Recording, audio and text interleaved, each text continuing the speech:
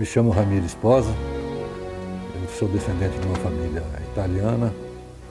Meus bisavós vieram para o Brasil em 1900, para o Rio Grande do Sul. Em 1937, meus pais se mudaram junto com meus avós para Santa Catarina, Rio das Antas. Em 1950, nos mudamos para Orizona. Meu pai, meus tios. Em 63, nós viemos para Maringá. Eu já adolescentezinho, comecei a estudar no Colégio Marista e, na sequência, eu fui para o Colégio Gastão Vidigal estudar. Na época, nós tínhamos o curso clássico científico e eu optei pelo curso científico. O curso científico, o clássico, são ciências humanas e nós passamos a ter um contato e uma relação com pessoas que tinham um sentimento político diferente de outros grupos mais ligados às ciências exatas e tal. No clássico, nós tínhamos um professor chama-se Renato Bernardi, deputado Renato Bernardi. Eu acho que o Renato, que sempre teve uma posição política bastante definida, uma pessoa muito culta, muito preparada politicamente, ideologicamente, tinha um sentimento sempre de idealismo e, muito mais do que tudo isso, naquela época, o Renato passou para nós a insatisfação pelo momento político que nós vivíamos naquela época, que vivíamos o período da Revolução, da ditadura militar. Esse conhecimento, essa relação, esse estudo que a gente estudava, a história, a filosofia, o mundo político daquela época, foi nos trazendo para um sentimento bastante forte dentro de nós de oposição ao regime militar então existente. À época existia o MDB, o Renato também era participante, e quando o Renato, na eleição de 68, quando Adriano Valente foi eleito prefeito de Maringá, o Renato era o vice-prefeito e foi o nomeado secretário de Educação do Maringá. E eu fui, com 18 anos, ser o chefe de gabinete do Renato na Secretaria de Educação, que fica ali onde hoje é o cartório do Diógenes Pinto, no centro ali de Maringá. Então nós passamos a viver um mundo politicamente bastante oposicionista ao regime militar. No decorrer dessa relação, começaram a surgir nomes que tinham uma posição política mais à esquerda do que o próprio MDB. Então aí começou a nossa relação com pessoas que tinham uma posição ideológica bem à esquerda, socialista, e foi aonde eu acabei me vinculando basicamente e criando e participando de movimentos voltados então já para uma posição ideológica um pouco mais à esquerda do que o MDB da época. Quem era esse MDB? O MDB da época era composto aqui em Maringá pelo Silvio Barros, pelo Renato Ceridônio, pelo Renato Bernardi. Bom, aí tinham todos os vereadores, Alaídio Gaspar, poxa vida, eram muitos vereadores. E em Londrina tinha o Hélio Duque, que tinha uma posição bastante firme, tinha o Alencar Furtado aqui em Paranavaí, que é o que compunham então a base política do MDB, pensante do MDB. Tínhamos em Maringá um médico que foi secretário de Educação do Adriano Valente, o Leonardo Grabois, Leonardo Grabois, que até o tio dele foi o primeiro secretário do Partido Comunista Brasileiro, Maurício de Grabois, e o Grabois também aqui em Maringá, ele tinha uma vivência política bastante grande, no MDB também. Então nós nos formamos dentro do MDB e dentro de uma corrente mais à esquerda do MDB. Neste momento nós participávamos da movimentação estudantil. E à época nós tínhamos uma bandeira muito fácil de ser levada, porque nós éramos contra a ditadura. Então todo movimento que foi feito, ao menos no tocante aos estudantes, a nossa grande bandeira era a bandeira da democracia, da democratização do país, das liberdades e tudo isso. Que era a mesma bandeira que sempre foi defendida pelo MDB também da época. O MDB, na verdade, ele acolheu pessoas de diversas correntes ideológicas. Na época, nós tínhamos pessoas que eram mais ligadas ao regime cubano, outros ao chinês ou ao russo. Então, dentro das esquerdas também havia uma divisão bastante grande. Essa divisão ela se caracterizava por um pensamento ideológico diferente, mas também por formas diferentes de se atingir os objetivos, digamos assim, não seria nem democrático, mas seriam revolucionários. Certo? E eu acabei me compondo, ficando num grupo junto com algumas pessoas aqui de Maringá, o Licínio Trindade, a Deise de Fiune, o Laércio Souto-Maior, José Aparecido Sforne, o Tarcísio Trindade. E então nós tínhamos ali, por exemplo, o Tarcísio era o nosso, um filósofo ele era um pouquinho mais velho que a gente, então ele tinha uma condição professoral para nós, para os mais jovens. Tínhamos o Laércio Souto-Maior, que também tinha essa condição professoral, o Renato Bernardi, que não era tão à esquerda, mas dentro do MDB ele tinha e nos supria com o alicerce teórico para as nossas posições. E todos nós participávamos do MDB. Então, a nossa briga política, ela sempre esteve não tão escondida, digamos, porque nós tínhamos uma aparência efetiva que era o MDB, que era a nossa bandeira e que nos dava os palanques. Eu, inclusive, era o orador oficial do MDB na época, bastante novinho ainda, mas eu fazia o esquenta comício. Então, ia lá a viola que ia tocar e tal, os comícios eram grandes comícios, havia uma participação popular magnífica. E antes dos oradores principais, então eu entrava para fazer o levante, até por ter menos responsabilidade, eu não ter consciência da responsabilidade daquilo que a gente estava falando, você se atrevia a um discurso muito mais duro, intransigente, cobrativo da posição que nós defendíamos, que era a volta da democracia. Passado esse período, aí sempre vivendo, fizemos grandes passeatas em Maringá, participávamos junto com alguns sindicatos de movimentos sindicais reivindicatórios em algumas empresas. Nessa oportunidade, nós sempre contamos, e eu tinha essa relação com o Dom Jaime, o Luiz Coelho, o padre Almeida, o padre Orivaldo Robles. Quando a gente sentia que ia ter um problema com a polícia, alguma coisa assim, nós, por várias vezes, nos socorremos com o Dom Jaime, que sempre esteve disposto a pegar o corcelzinho dele e ir lá para aquele enfrentamento naquele momento que nós estávamos passando, e ele fazia um acordo e tal, e ele era tratado com uma respeitabilidade que hoje talvez não exista mais, mas na época a igreja e o Dom Jaime, ele tinha uma posição de respeitabilidade muito grande, as pessoas respeitavam, a polícia respeitava.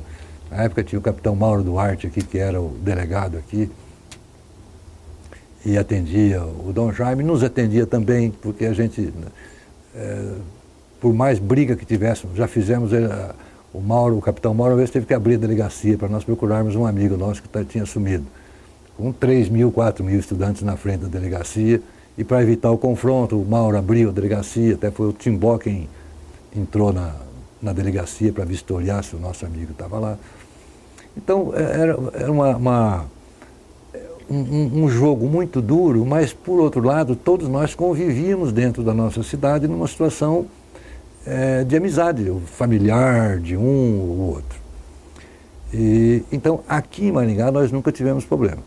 Mas, passado um tempo, 70, aí o Exército veio para Maringá, prendeu 18, 19 pessoas, entre as quais eu estava presente. E essa foi a primeira vez que eu fiquei preso, então, no quartel de Apucarana. Antes disso, eu tinha ficado preso no quartel em Curitiba, na Companhia de Intendência do Estado. Por quê? Quando eu fui servir o Exército, depois de estar lá, já dentro do quartel, eles tinham uma informação, um sistema de informação, e descobriram que talvez não valesse a pena me dar treinamento militar, certo? Aí eu fiquei lá... Você tinha um passado pregresso. Já que não permitia não valia a pena para eles. E como na época eu era professor, acabei fazendo o Instituto de Escola Normal Regional no Gastão, lá no João 23, eu estava lá dando aula já e tal, a coisa estava boa para mim mesmo. Mas quando eles descobriram o meu passado, que era um passado curto, mas bastante movimentado, aí eu fiquei lá 90 dias que ninguém mais falava comigo, dentro do quartel. Ficou uma coisa horrível. Vim embora, essa foi a primeira experiência não muito agradável, digamos, porque a gente você ouvia falar muita coisa e você era muito jovem, você não sabia o que ia acontecer com você, esse que era o problema. Não eram os fatos, era a insegurança daquele momento. Aí fomos presos, então na sequência ficamos em Apucarana. Apucarana, nós fomos muito bem tratados em Apucarana, pelo pessoal do Exército de Apucarana. Qual o motivo da sua prisão? Foram os movimentos de esquerda que nós, movimentação de massa, polícia, mas se pertencia a alguma organização além do MDB? Pertencíamos a um grupo ligados ao pessoal de esquerda mesmo, certo? Também.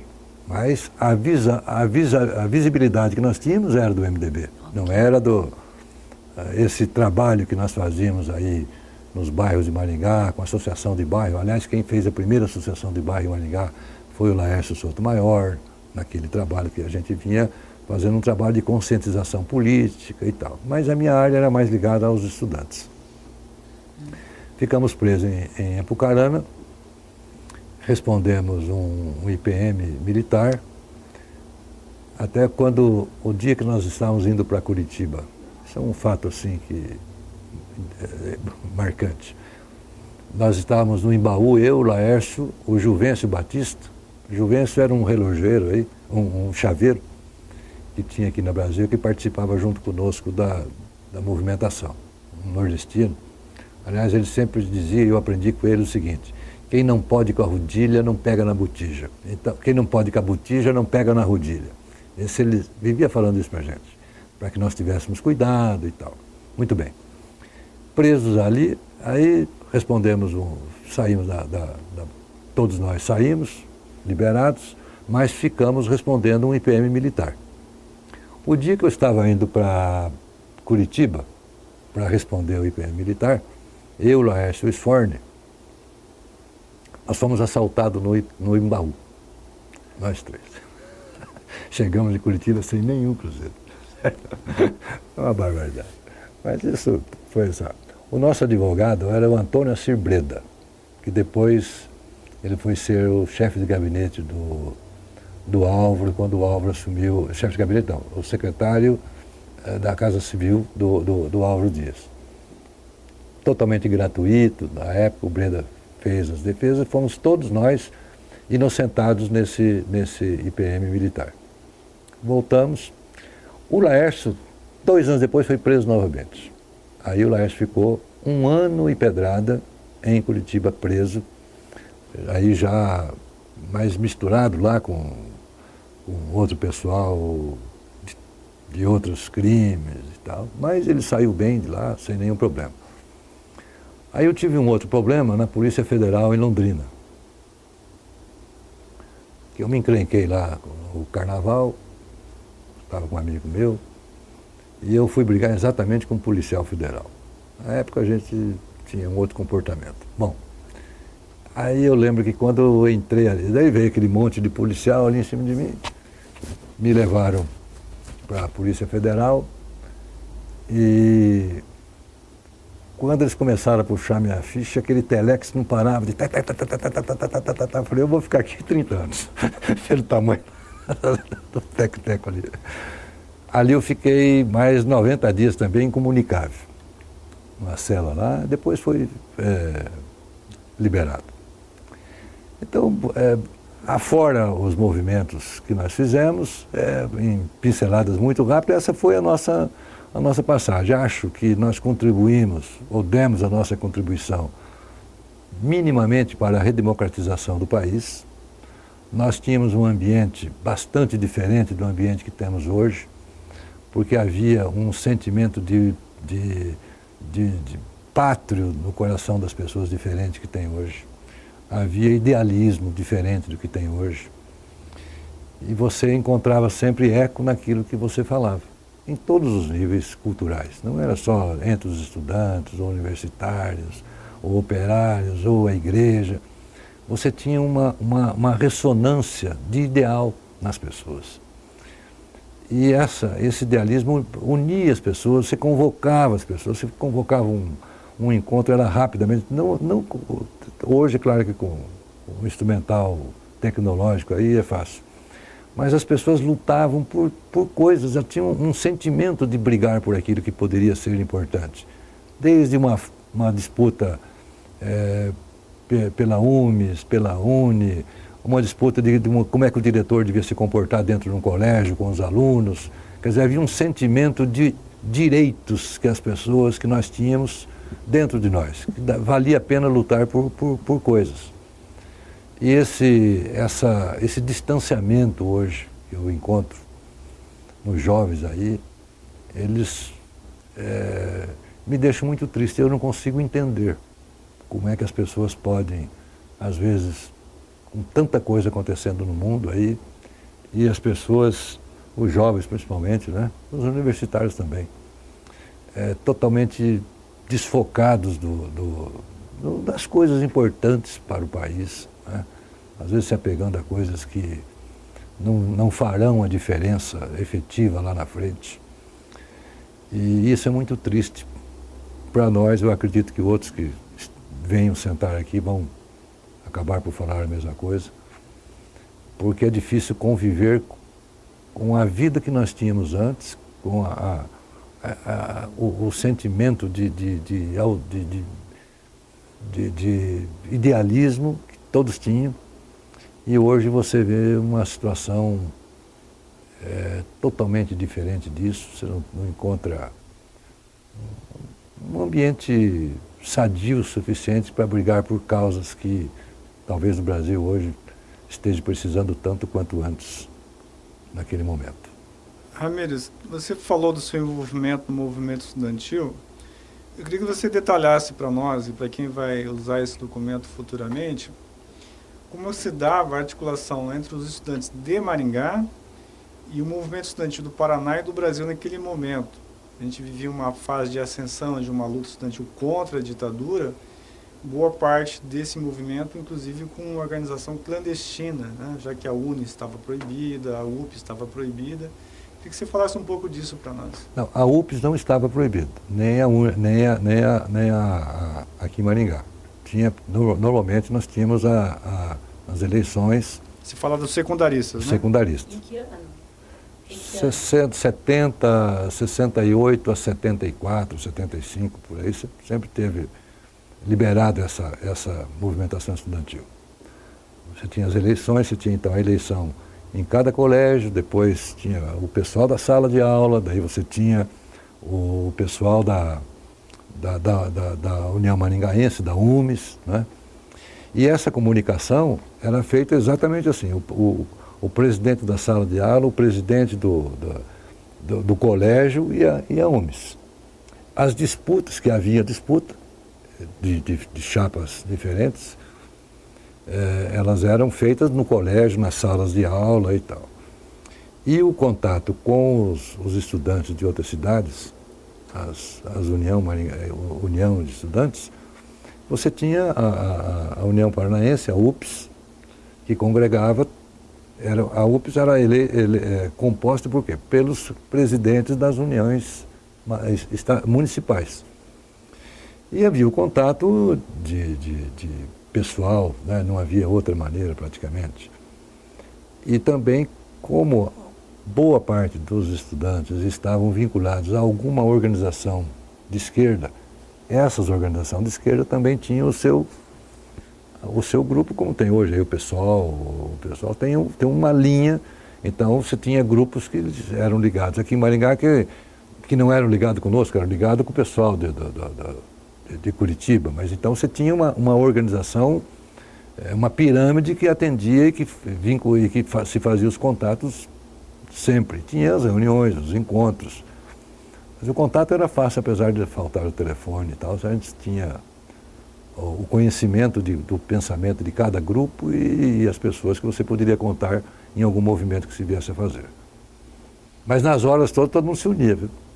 Não havia essa... E como se deu a aproximação dos estudantes com esses organismos de esquerda clandestinos, os partidos clandestinos? Tá.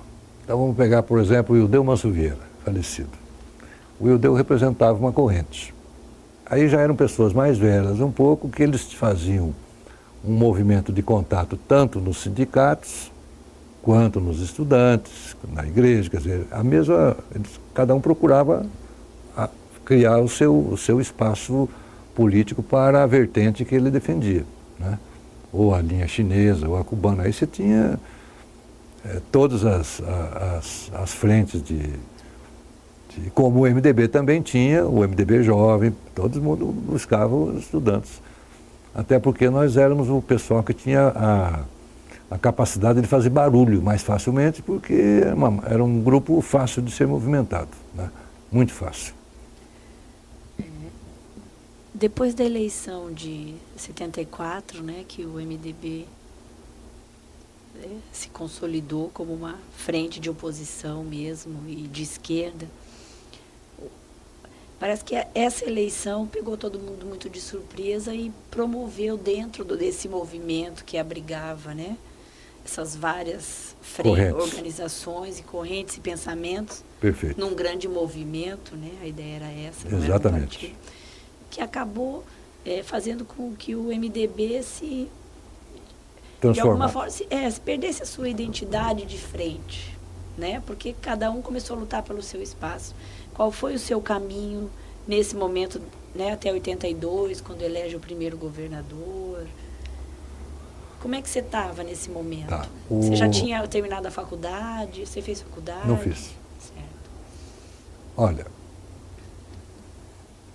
então, o movimento. O grande líder que nós tínhamos em Maringá chamava-se Renato Celidônio. O Renato envelheceu um pouquinho, aí ficou o segundo time, que era o Silvio Barros, o Alencar em Paranavaí, o Hélio Duque tinha o Álvaro também, mas o Hélio era mais...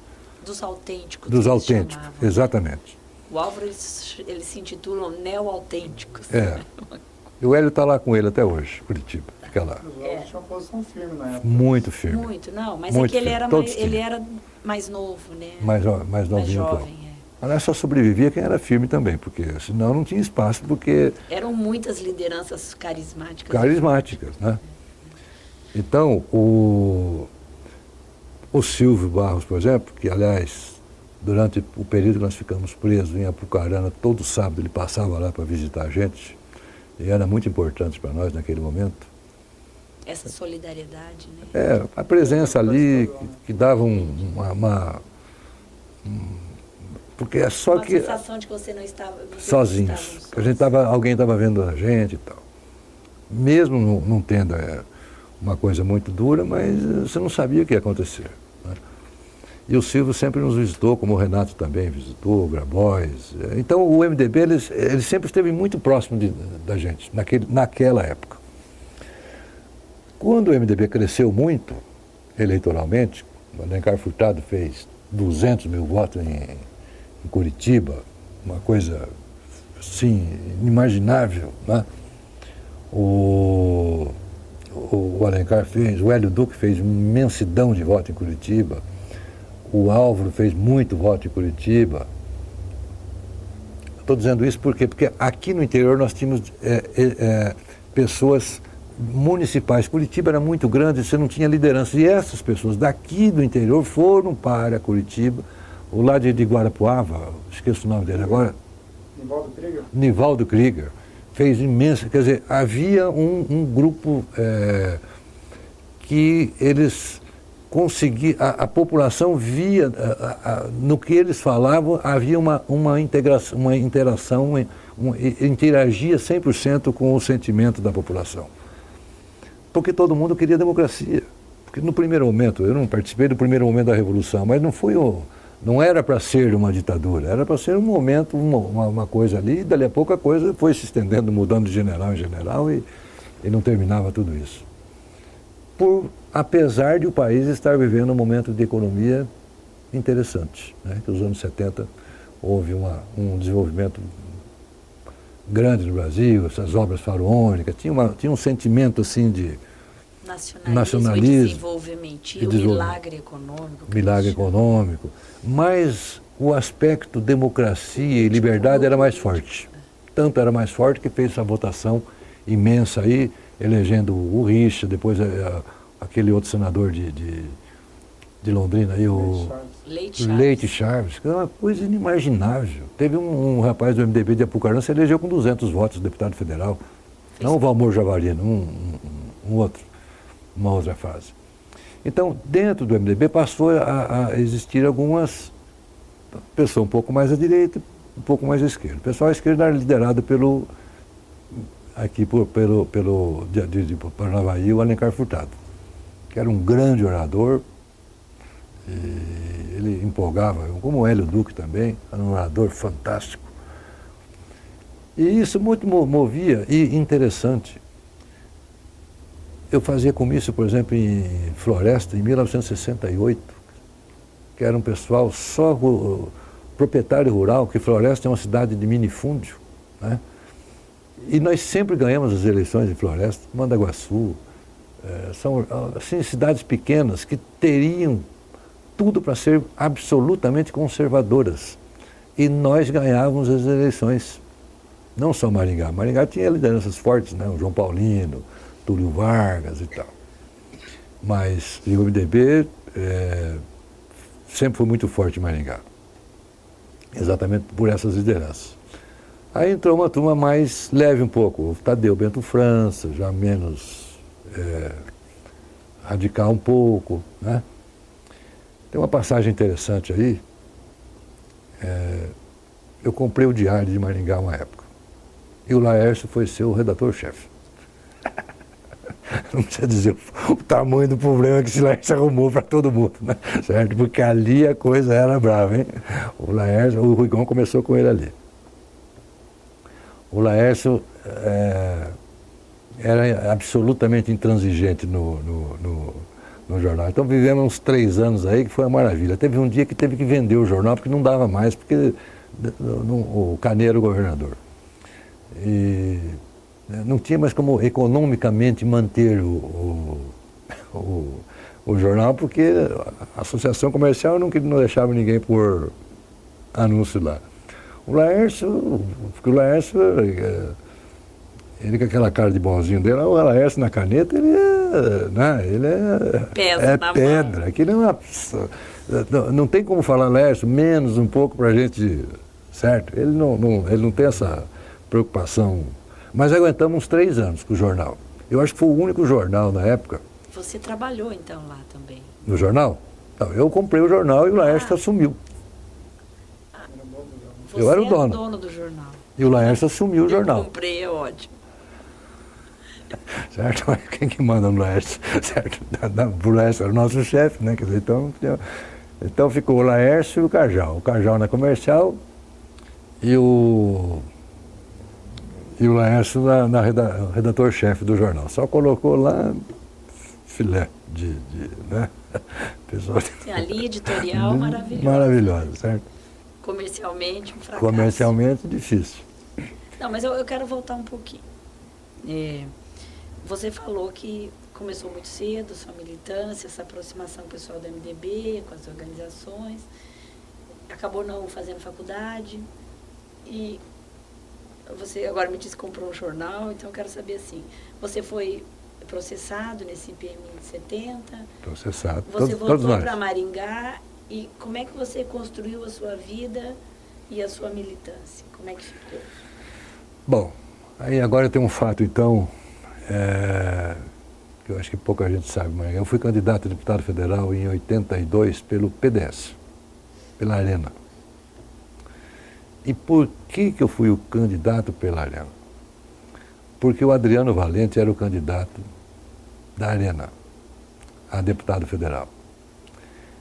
E precisava achar uma maneira de o Adriano não se eleger deputado. E você foi para o sacrifício? E eu fui para o sacrifício. E o Adriano não se elegeu deputado. E encerrou a vida política dele ali. E você encerrou a sua vida no PDS? Não, as nossas ligações sempre foram pessoais, mais do que qualquer coisa, né? Entendi. Até hoje, né? Mas essa... Foi uma estratégia uma estratégia pensada pelo Renato Bernardi, que tinha o Valber era mais à direita, o Valber não tem posição ideológica nenhuma, mas o Renato, muito. Então, para eliminar, porque não se estava disputando naquele momento mais uma cadeira na Câmara Federal. A eleição do Adriano praticamente garantia para ele voltar para a Prefeitura de Maringá. A escada natural. Então precisava matar matar no ninho o problema, certo? E a forma que se encontrou foi essa. E quando te fizeram essa proposta, o que você pensou? É que nós participamos da decisão juntos com... Né, eu era vice-presidente do MDB. Como é que ficou a cabeça do eleitor e das pessoas, né? Porque você era um militante de esquerda reconhecido. Então, mas a ideia era... E quase que eu me elegi. Você foi votado, não foi? Fiz bem mais voto que o Adriano. Eu me lembro que você quase foi. Uma prova de que o eleitor não estava nem aí para que partido a pessoa estivesse, né? Como hoje. Me faltou 1.000 votos, mas eu fiz quase 8, 10 mil votos a mais que o Adriano. Mas a mensagem era boa, porque independente da... Não, a campanha empolgou, me lembro. Empolgada, mas né? Mas vocês jogaram limpo na campanha? Como é que foi? Não, o jogo foi limpo, só a largada da bola que foi ruim, né? Certo? Essa aí, eu acho que muito pouca gente sabe o que aconteceu em Maringá. Mas foi a forma de eliminar o Adriano da prefeitura novamente. E na eleição seguinte, você disse que quase foi candidato a prefeito, em 88? Lá na frente. Eu tinha vários partidos e você não estava afiliado em nenhum em 88? PTB, eu era presidente do PTB. Ah, PTB. Porque você saiu do então, MDB, vamos lá. Por que eu estava no PTB? O Álvaro virou governador. Certo? Tá. Então tinha um grupo de deputados que o Álvaro precisava trazer esse pessoal para sustentação na Assembleia. Então, o Marquinhos Alves, Lindolfo. Então, o que o Álvaro mandou que eu fizesse? Porque a gente sempre teve uma ligação com o Álvaro. Por isso estou falando que as ligações sempre... A família do Álvaro é de Maringá. Hein? Sim, a família do Álvaro é de todos, Maringá. Osmar, todos eles, né? Então, o Álvaro pediu para você, monta o PTB e traz esse pessoal para o PTB. E os prefeitos da região também, que os prefeitos da Arena, todos saíram, em vez de sair da Arena para o PMDB, eles saíram da Arena para o PTB. Então, Toninho Sais, Manoel Iguaçu, Zeca Mulondes, Cruzeiro do Sul, Enfim, aí nós pegamos, limpamos a arena inteira para o PTB. Essa que era a briga partidária, digamos assim, certo? Então, naquele momento eu estava no PTB para atender uma situação. O Álvaro já era governador, eu era o coordenador da campanha do Álvaro aqui em Maringá, na eleição de governador, eu que coordenava aqui. E o Álvaro assumiu e pediu que eu fizesse esse... Aí é um jogo político que... Não, e é uma prática para sustentação. E para os prefeitos também foi bom, porque era importante ter o governador. Não, e uma parte da arena também acabou indo para o próprio MDB, vamos assim dizer. E naquele momento ali, o Ney Braga ele já estava saindo do processo político do Paraná. Ele já estava se aposentando. Então, alguém tinha que gerenciar isso aí. E o Álvaro tinha condição, governador, tinha um discurso bom, e todo mundo gostava do Álvaro, né? O Álvaro, candidato a governador, é que eu sempre participei muito de política no bastidor. Aí a gente sempre está, até hoje, de certa forma... Você é um empresário, começou lá atrás, e mais sempre envolvido nessa... Mas você participava organicamente da política, não era só um apoiador. Não, a gente fazia Fazer o chão da cozinha mesmo. Mas um episódio político interessante, quando o Álvaro era governador, lá de Curitiba, faleceu há uns 4 anos atrás de um câncer, foi senador por um período, puxa vida. Afonso Camargo. O Enéas era o nosso candidato aqui em Maringá. Aí o Álvaro trouxe o homem do transporte gratuito lá, o Afonso Camargo. Afonsinho, e nos impôs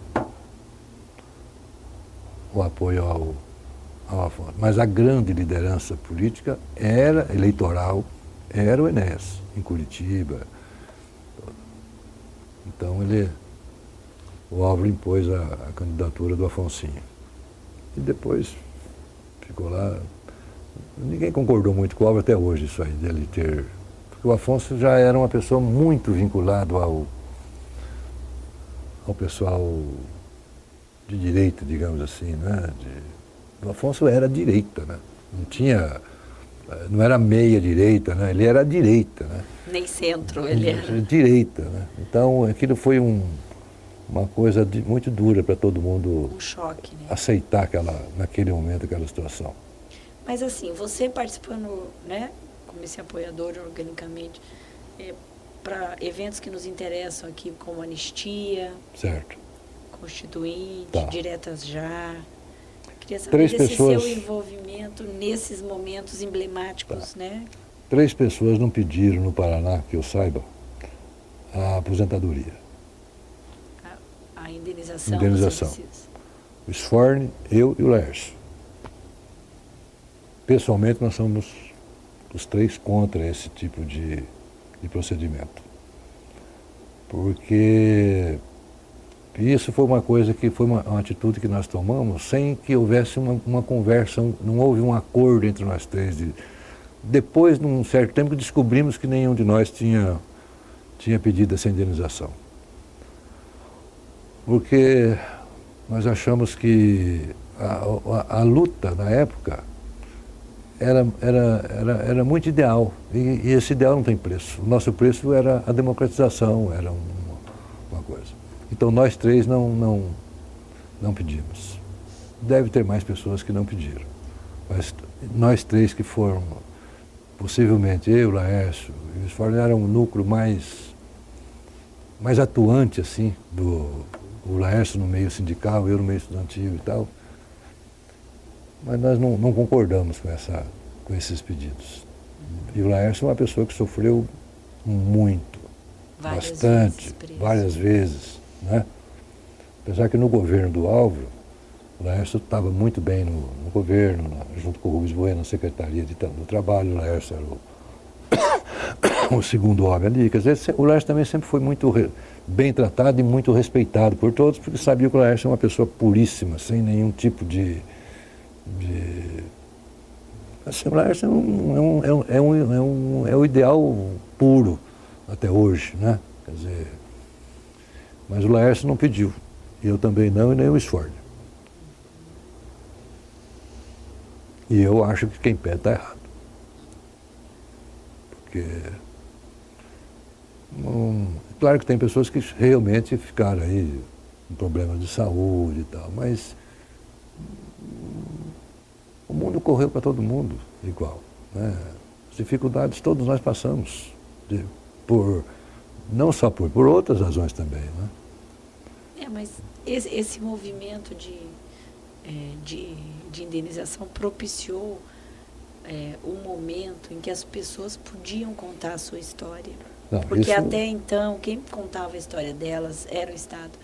E eu acompanhei muito bem em 98, quando foi feita a lei paranaense, que indenizava os presos políticos que estavam vivos, né? Certo. Porque até então só as famílias dos mortos e desaparecidos, para conseguir até o documento, né? E tal. O reconhecimento oficial.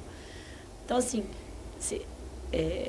primeiro, o Estado reconhecendo a responsabilidade dessas prisões e arbitrariedades, e segundo, dando a possibilidade para que a pessoa pudesse contar. Eu me lembro de uma pessoa que chegou para mim e disse: olha, é a primeira vez que eu estou tendo a oportunidade que eu entro nesse palácio para receber um aperto de mão de uma autoridade da qual, né, de um Estado, no caso, que só me perseguiu, e agora esse Estado está reconhecendo que foi injusto comigo. Quer dizer, nesse momento, o valor, o próprio, porque eu acompanhei muito bem a gestação dessa proposta, então não era nem o valor pecuniário. Mas tem caso, olha, eu tenho um caso, eu vou citar o nome, porque ele faleceu há pouco tempo, meu grande amigo, o Feltrin, por exemplo. O Edson Feltrin, não sei se conhece. Feltrin, da Curitiba, Curitiba. Sim, da Associação dos Moradores. Certo? Femotiba. Fui grande amigo, mas grande amigo dele. Sim, um militante engajado até o último minuto. Mas o Feltrin não sofreu nada. Certo?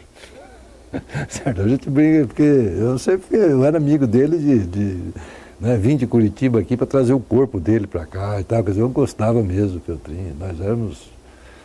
Mas o Feltrin não sofreu. Mas você ser vigiado e perseguido e preso... Mas é uma honra, mas é uma coisa que eu... Olha, uma coisa... O melhor momento que eu tenho na minha vida é quando você está falando aí, quando eu fico me lembrando, quando eu estou conversando, porque a gente tinha foi um momento ótimo da nossa vida. Você estava lutando por uma coisa muito maior que você, né? A gente acreditava nisso, ao menos. Pode até você achar que não, o outro achar que não, as crianças não vão entender, mas a gente tinha essa responsabilidade que a gente achava que ia mudar o mundo, não é verdade? Quer dizer, era uma coisa que estava ali, viva dentro de todos nós, né? Mesmo que você tivesse, às vezes, dificuldade um com o outro ali, alguma disputa, tudo bem, mas... Então, o Feltrin, por exemplo, eu sei que é uma pessoa que não sofreu nada. E o dia que saiu essa aposentadoria dele, ele me pagou um vinho de logo a mesa, certo? Agora, tem os casos que às vezes você beneficia pessoas que não precisam tanto e outros familiares, não digo nem a pessoa, porque você tem o problema da família da pessoa, que é pior do que a família que sofreu, né, a perda do chefe da família, ou do irmão, ou coisa assim. Bom, mas o fato é que nós resolvemos não pedimos e tal, eu tenho lá, tem que respeitar. Agora teve muita gente que sofreu, se pegar a Ruth, sofreu muito mais que todos nós, a Ruth Lima, né? Ela foi judiadíssima, né? Aí então você tem uma escala de casos que são totalmente... O que nós achamos que houve uma generalização que ela não justifica. Vamos pegar o caso do Lula. Um dedinho. Não, mas vamos... Não é verdade? Não tem sentido. É ruim para nós que participamos, para as pessoas que sofreram efetivamente, é ruim quando você tem esse tipo de casos que desmoraliza o outro. Porque você acaba, sem querer, às vezes caindo né? Como é que você explica isso? Me conte hoje, você ainda participa de algum Não, partido? Não. Está afiliado? Não, nada. Tem ainda uma relação? Tenho relação. Tenho uma relação forte com o Álvaro, com o Osmar. Mas é mais uma coisa de amizade do que, assim... Primeiro que nós não temos a menor condição de fazer nada, nem para ajudar, nem para nada. Né? Quer dizer, todo mundo velhinho, né? Os nossos amigos da época estão todos velhinhos. Esse dia eu liguei para o Álvaro, eu tinha bebido um pouco, falei, vou montar um negócio aí da turma antiga lá, né? Quantos anos você está? 63. Aí liguei pro Bifão e tal. Depois falei, meu Deus do céu, rapaz. Encontrei o Paulinho, o Paulo é o secretário do Álvaro lá em Curitiba. E o Paulo falou, tá lá pronta a sala, vamos começar. Eu falei, ô Paulo, para com isso. Você tá louco? Todo mundo velhinho aí. Primeiro não tem motorista já começa que nenhum tem carteira, já está todo mundo vencido. Mas, de qualquer forma, a gente acompanha o que acontece, né? Ao menos você está ali no computador, sozinho ali. Você ainda está conectado a esse Conectado. mundo. É difícil de largar isso, né? Porque como é que faz? Né? Mas o seu filho tomou gosto pela política. O Luciano tomou gosto. Eu ia falar, como é que é essa Luciano. sua descendência aí? Nesse período você casou, teve filhos? Casei, separei, casei de novo e tenho 6 filhos. Esse aqui é o caçula. Que esse aqui vai virar político. Estou incentivando ele a... Como é que é o nome dele? Bruno. Bruno. A pegar uma bandeira aí E o que seus não filhos se conformar. acham da sua história? Olha, para quem não viveu aquele momento da história, é difícil de entender. Né? Mesmo você está com quanto? 50? É difícil, porque esses 10 anos aí tem é difícil de entender aquele momento. Mas eu sinto. Você sente, mas só quem Seu filho viveu... sente também. É uma forma de compreender. Né? A história ela tem que ser vista, certo? Só que o mundo mudou tanto, também, que os valores que a gente tinha, como é que faz hoje? Você pega aí, nós éramos todos socialistas, queríamos um regime... Você chegou a estudar alguns livros? Nós somos... Discutir? Todo mundo Você era de alguma tendência marxista-leninista? Marxista-leninista. Todos nós éramos meio professor disso aí. O Sforn, então, tem de cor isso aí, que nem não sei se tem hoje. Você andava com livros proibidos? Como sempre. Nós tínhamos E tinha suas estratégias? Todas as estratégias. Nós tínhamos os mimeógrafos lá. Aquela UMES lá funcionava, às vezes, no final de semana, 24 horas, só passando documento. Mas o mundo mudou muito. Mas as lutas são as mesmas. Né? Mas você tem a democracia no Brasil. Mas a democracia não é a solução para todos os problemas sociais. Mas a liberdade ela é importante. Já foi uma conquista e... Essa é o que pode mexer com as pessoas. Porque é só não tendo para saber o que significa. Isso a gente não pode saber. Certo? O não ter a liberdade... Eu falo, isso não é liberdade política, não. Liberdade... Toda a liberdade. Né? Hoje, responsabilidade. Hoje você vive em um país que você... Quais a liberdade que não tem? Você tem a liberdade sexual que você quiser, aparece onde quiser. Você vai aonde quer. Você, escreve o que quer. Né? Com essa internet, então, você abriu... todo mundo é dono do... Você pega esses sites aí, né? Pega o Rigon, que é mais importante que um jornal. Mas acho que houve uma construção de um Estado democrático de direito em que as pessoas também têm que ter certas responsabilidades. Também não pode sair por aí, né? Com certeza. Mas se você for... Ninguém pode te acusar de nada, nem te prender por uma coisa que... nem forjar provas contra você. Quer dizer, isso é uma conquista e isso a geração de vocês Que conseguiu garantir. ajudar. Garantir, e a geração do seu filho, dos meus filhos e netos, é de manter e ampliar, né? E aprimorar a nossa democracia, que é muito nova ainda. Muito nova. Tem muito para chegar, para caminhar. Mas os direitos hoje são... A liberdade hoje é muito grande. Você está satisfeito, Ramírez? Com o mundo atual, hoje, Não, com a sua luta. aí eu me sinto bem. Eu deito na cama e eu acho que dentro do meu limite, eu tentei cumprir um papel naquele momento, né? Não hoje. Hoje a gente... Mas eu acho que eu fui um inconformado com uma situação e lutei por isso, né? Com as limitações pessoais de cada um, mas houve uma participação. E eu me orgulho, eu acho que todos nós que participou daquele momento têm orgulho disso. Não há arrependimento de alguém falar, mas não existe isso. Todos nós nos entregamos um pedaço da nossa vida por uma causa, né? E isso, pessoalmente, faz bem. Mas eu passar isso para meus filhos, tá difícil. Porque eles não conseguem, é difícil de entender. Qualquer um. Né? Mesma coisa que você pegar um sujeito hoje e explicar para ele o que é inflação. Quem está nessa área você não consegue, a pessoa não consegue entender. Não é? Precisa ter vivido aquilo. Mas as lutas foram muito grandes. E eu acho que criou a independência universitária, que saiu dali também.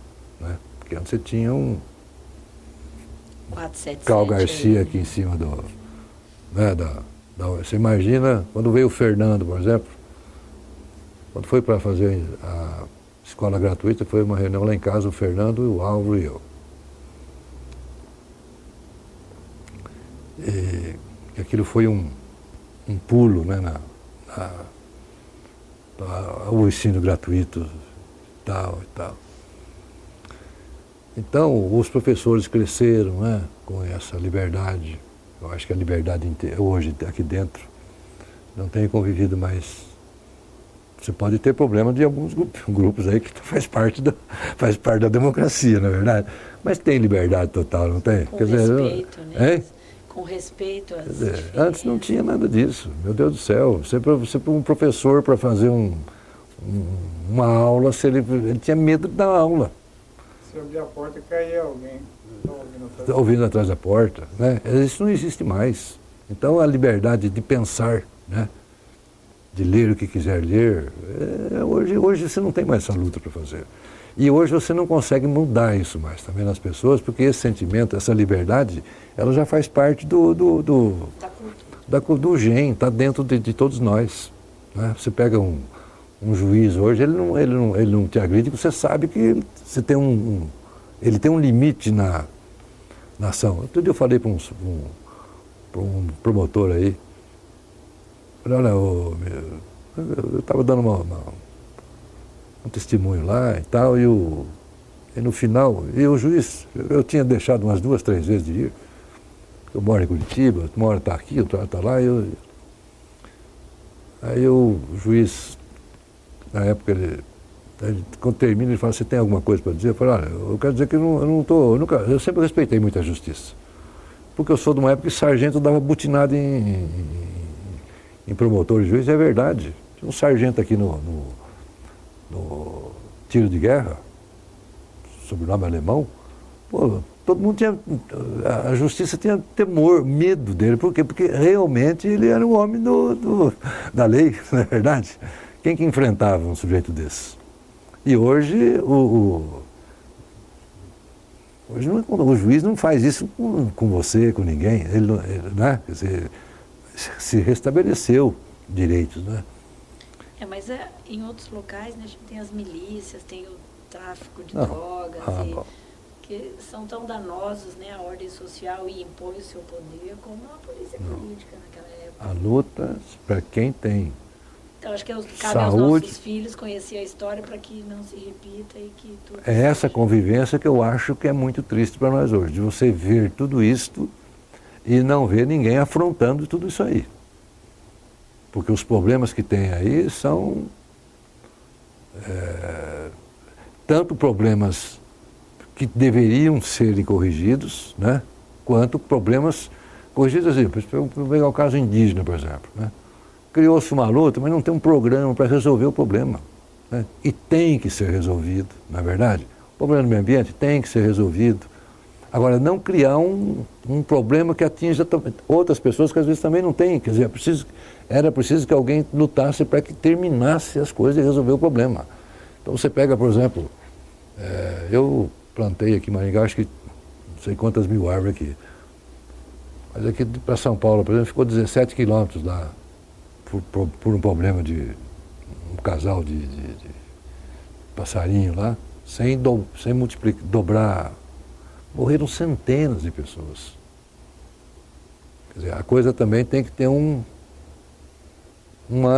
custo, tem que ter uma prioridade nas coisas. Você não pode...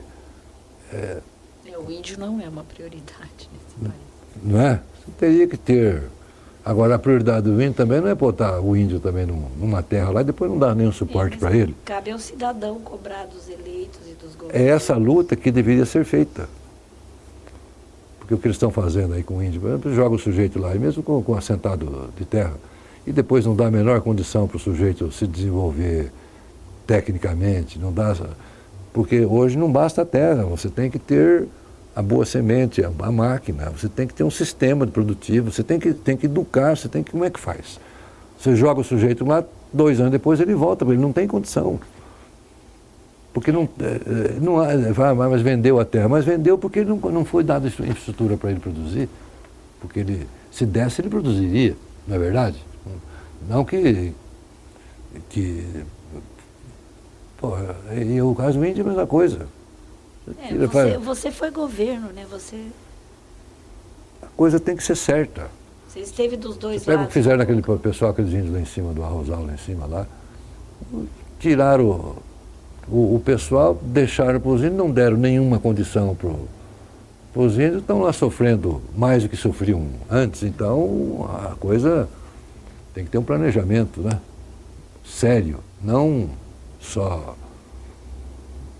E esse pessoal que entra no primeiro momento deveria entrar no segundo momento também. Então, quer fazer um movimento para arrumar a terra, mas agora vamos continuar cuidando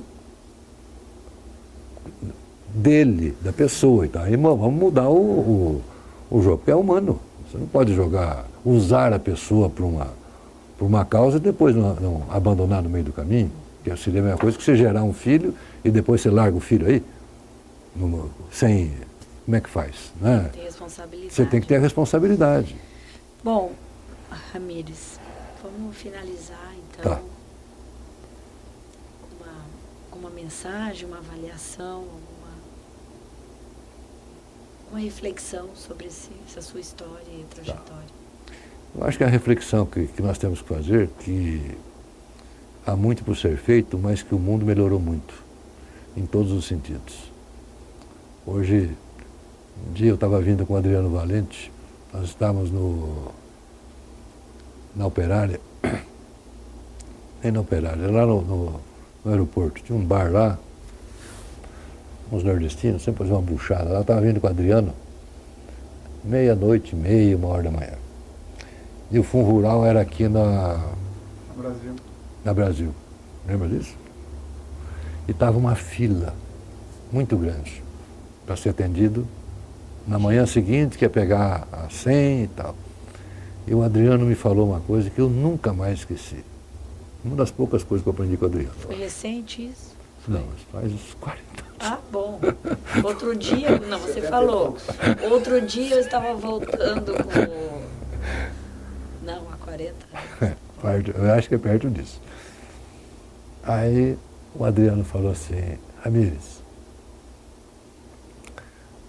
a felicidade é subjetiva. Agora, a dor, ela é verdadeira. Porque está falando em relação à dor daquelas pessoas, basicamente idosas, né, que foram rural, estavam ali. Então, hoje, esses aspectos aí, que continuam tendo problema, mas esses dias um filho meu aí, o Fernando, bateu o carro, levaram lá aqui, no HU. No HU, Olha, pô, os caras fizeram, ele quebrou o braço, né? Fizeram exame de tudo quanto foi jeito. Passaram em máquina, fizeram aquele... O que fariam por Eu outra fiquei pessoa. assim, né? E não deixaram ele sair daí, ficou 3 dias ali, né, filho? Se o médico não liberou enquanto não saísse um outro exame para ver se não tinha atingido um pulmão, se não tinha... Quer dizer, isso, eu não vim aí falar com ninguém, quer dizer, foi o carro passou lá, É o trâmite normal, o SAMU né? pegou, levou para coisa. Quer dizer, olha, isso é uma coisa fantástica, né? O nosso sistema de saúde é o melhor do mundo, acho. Certo? Quer dizer, aí então você tem um sistema de saúde, porque, agora, quem não sabe o que é arrancar um dente com uma anestesia, agulha desse tamanho e um envelope dela desse tamanho, ele não sabe o que é isso. Ele não consegue dar valor a isso que se conseguiu. Uma dor de dente, uma dor de pegar uma coisa no olho, ficar um mês aí com os olhos tampados, sem, né? Então hoje você vive essa área de saúde, por exemplo, é um mundo maravilhoso. Ninguém tem dor mais, né? Porque a dor, como diz o Adriano, a dor ela não é subjetiva não, a dor é dor. A educação, ela é frágil, mas depende das pessoas, porque tem todos os meios para aprender o que quiser. Você tem aí de graça, né? Eu mando para eles ali curso do TED, das faculdades do mundo todo. Hoje você entra ali, tem que falar inglês, mas se quiser aprender, a coisa está ali. Oportunidade tem também, para todas as coisas. Claro que tem muita gente que você tem que trazer para o sistema, mas o mundo melhorou muito e vai melhorar muito mais, porque o caminho não depende de nós, aqui do Brasil. O mundo ele caminha unido, né? Quer dizer, globalizou o mundo. Você imaginar 40 anos atrás falar da União Europeia como uma moeda única, 2000 anos de guerra, né? Não dá para você, mas é verdade, é fato, está ali, né? É um passaporte único. Quer dizer, o mundo mudou para melhor e vai mudar para mais ainda. E isso aí tem que ser aproveitado por quem está aí com a oportunidade de vivenciar esse crescimento da humanidade. Nós nunca tivemos, na história da humanidade, um momento tão feliz quanto nós temos hoje. Apesar de uma guerrinha aqui, outra ali, mas, escuta, é um mundo maravilhoso. É aquela música do Armstrong lá. É um mundo maravilhoso, perto daquele mundo que meus pais viveram, né? Esse dia eu estava em Porto Alegre, fui lá conversar com até um desembargador que era de Maringá aqui. Aí quando chegou em Caxias do Sul, eu marquei no avião, tem aquela coisinha ali, a mapinha, né? Marquei a hora, quando chegou em Santa Catarina, onde eu nasci, meus pais mudaram, eu marquei a hora, levou 21 minutos. O meu avô levou 37 dias de carroça para sair de lá, que está ali. Né? Quer dizer, 20 minutos. Quer dizer, pode reclamar do mundo? Então, independente dos caminhos ideológicos, tudo isso, mas o mundo melhorou para todo mundo. Você pega o chinês hoje, está nadando de dinheiro, ganha 10 vezes o que ganha o brasileiro. Nós trazemos produto da China. O chinês ganha $350 por mês de salário lá. Uma moto lá custa $300. Então ele ganha uma moto por mês de salário. Por isso que tem 1 bilhão de moto, 1 bilhão de telefone, porque o poder de compra deles é monstruoso. A vida deles, assim, você pegar o chinês de 50 anos atrás e o chinês hoje, quanto não melhorou a vida deles, né? Do soviético também. A vida do mundo melhorou. Eu estava vendo ontem aí uns aviões que nós temos aqui na nossa Força Aérea, foi comprado da Jordânia. Né? Quer dizer, você fala Jordânia aqui, não tem uma impressão, só que os aviões que a nossa Força Aérea está usando, foi comprado, eles eram usados pela Jordânia. Então,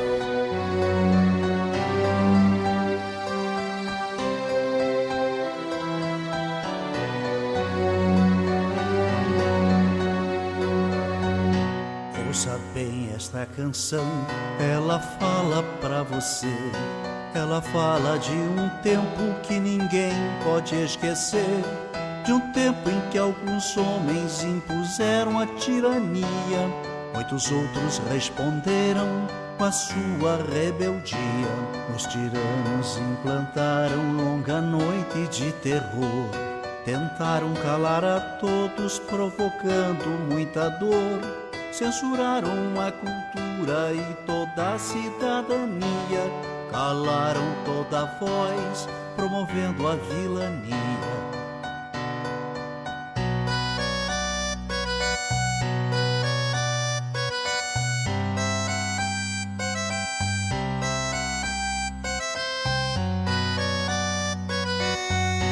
Pelas fábricas, escolas, nas ruas e construções, reagiu o nosso povo à violência dos grilhões. Resistiram estudantes, camponeses e operários, foram homens e mulheres a enfrentar os sanguinários. 3 reis, Zé e Désio, Seixas, Isis, Marighella, entregaram suas vidas pra vida ficar mais bela. Muitos outros foram mortos por lutar contra a opressão, ou desaparecidos, ou no exílio ou na prisão.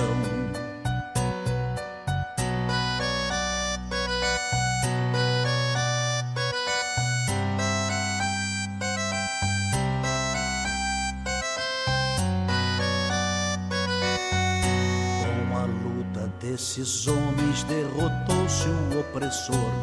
Muito sangue derramado, muita lágrima e suor.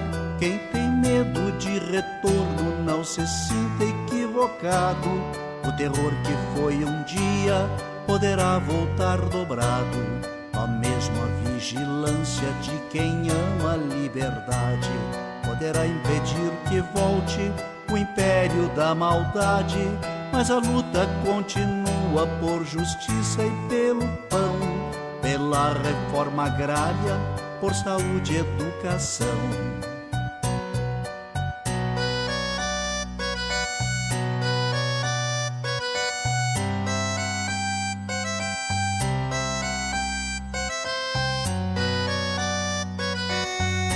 A miséria ainda se espalha, a violência é assassina, juventude sem futuro, a história nos ensina. Só unido nosso povo vencerá a exclusão, um homem tendo por outro sentimento de união.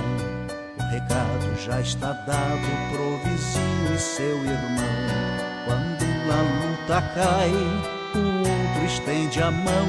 Não se cale quem tem fome, quem tem sede de ternura, pois a vida favorece a quem luta com bravura.